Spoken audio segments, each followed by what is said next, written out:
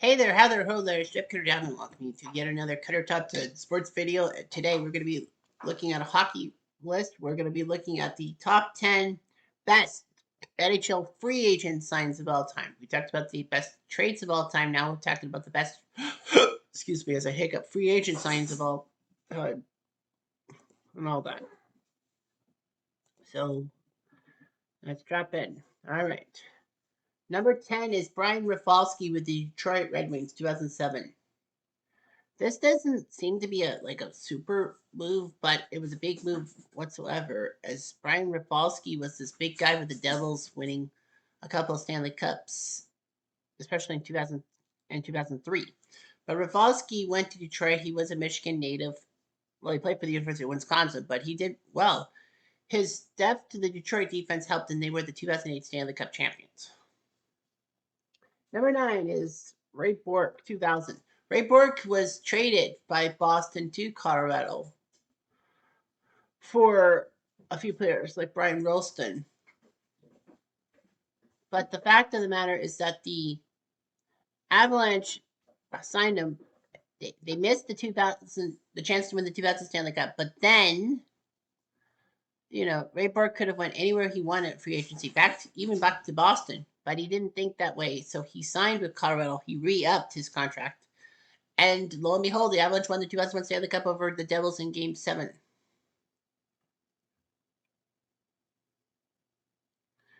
Anyway, Ray Bourque was a great player for the Colorado Avalanche.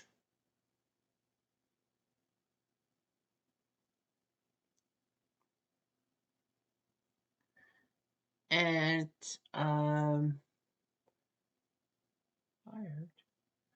so anyway, yeah, he won the Stanley Cup. Number 8 is Chris Kunitz. The Coon, as they call him. He joined the team via waivers from Anaheim, but he signed a free agent contract with Pittsburgh, and it worked out quite well. Kunitz, after being the Ducks, he was the Penguins, and in 2015 he was there, and a couple years later he won the Eastern Conference Finals for the Penguins in double overtime against Ottawa with a spectacular goal in Game 7, so he did his job. Number 7 is Scott Niedermayer of the Anaheim Ducks. In 2005, after the season ended, the strike ended, the Ducks needed to do some massive moves and all that. So they picked up Scott Niedermayer from the New Jersey Devils, which was huge because, the Devils were great. He won 3 cups with them in 2095 and 2003.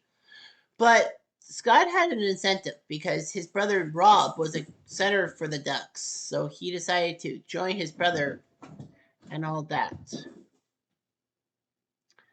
And in 2007, he won the Conn Smythe Trophy as playoff MVP. So he did his job, and the Ducks beat the Senators for the Stanley Cup.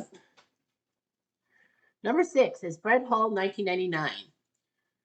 98, when he signed the contract. Brett Hull was a player for Calgary, drafted by Calgary, traded to St. Louis because they thought he was lazy and all that, but his goal scoring wasn't lazy. He put up 86 goal season in 1991, and Calgary kind of lived to regret it, despite the fact that they did win the Stanley Cup. Brett Hull didn't with St. Louis. St. Louis was good, but then their goaltending would falter and all that. So Brett Hull decided to leave St. Louis and head to Dallas, where he thought he would have the best chance to win the Stanley Cup. And lo and behold, he did. And of course, lo and behold, he helped Dallas beat St. Louis in one of the playoff rounds in 1999, and also had a fantastic moment getting the cup-winning goal in 1999 against Dominic Hasek. All that. So, anyway, the Dominator, Hall looked good, and he won the cup against Dominic Hasek, and gave Dallas the cup. He went to Detroit in 2002 and also won the cup as a free agent, so that worked out quite well.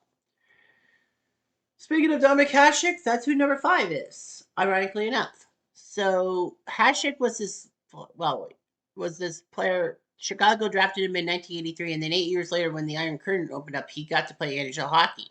He was the backup for Ed Belfour in 1992. He even played in Game 4 of the Stanley Cup Finals against Chicago, losing the game, but what did it matter?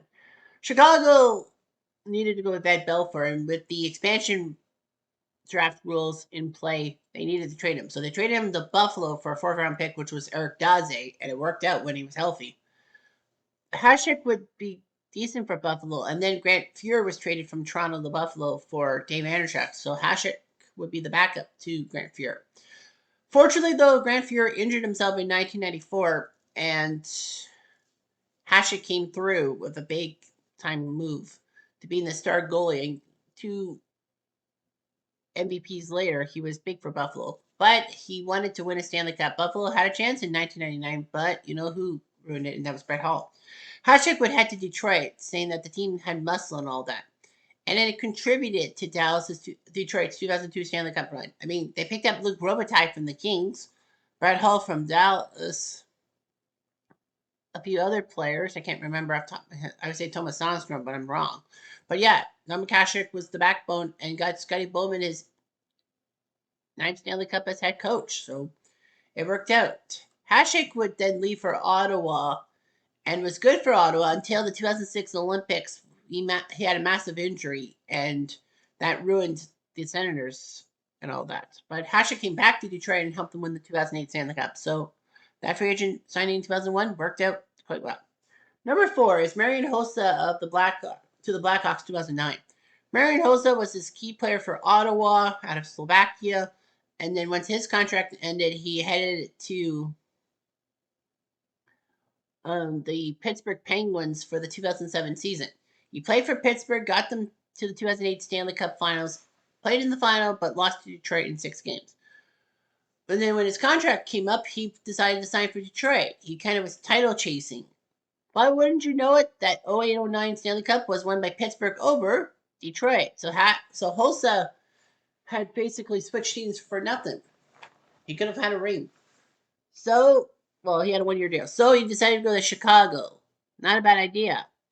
And Marian Hossa actually won a Stanley Cup. In fact, he won 3 Stanley Cups in the 2010s. When the Blackhawks won their 3 Cups in 2010, 2013, and 2015, he was part of all 3. So he wasn't just title chasing for one cup and then just going to another team. Marian Hossa stayed in Chicago for many seasons, and it worked out well.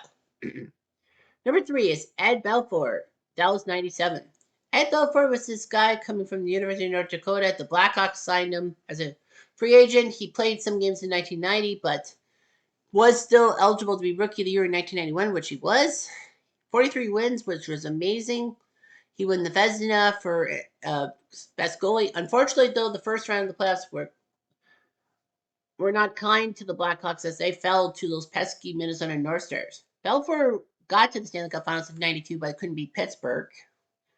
Belfour was good, but Mike Keating kind of got to his head. But Belfour was a decent goalie in Chicago. 93, they fell in the first round to the Blues in 4 straight, and Belfour was upset at a goal so much he broke his stick and flung it, almost hitting the referee.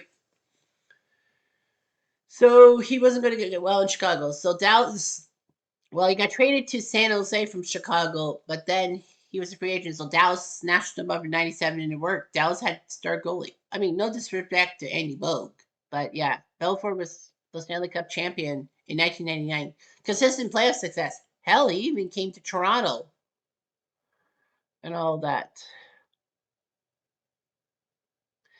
And, you know, he replaced CUJO. And I should have put CUJO on this list because CUJO was a massive signing from the Leafs for the Leafs in 1998 after the Oilers with that 98 spectacular run shocking Colorado in the first round. CUJO was just amazing and all that. And the Leafs picked him up because Ken Dryden bumped into Don Meehan, CUJO's agent, at an ice cream store, and they talked about it. And CUJO was the main goalie for Toronto and then headed to Detroit. Bastard. So Ed Belfour was sent to Toronto to fix the problem. And it kind of worked, kind of not worked. Number 2 is Teemu Selanne, 2005 Ducks. So Teemu was also the big move with the Ducks. The Ducks needed some help. They had the number 2 pick in the 2005 draft, which they got Bobby Ryan.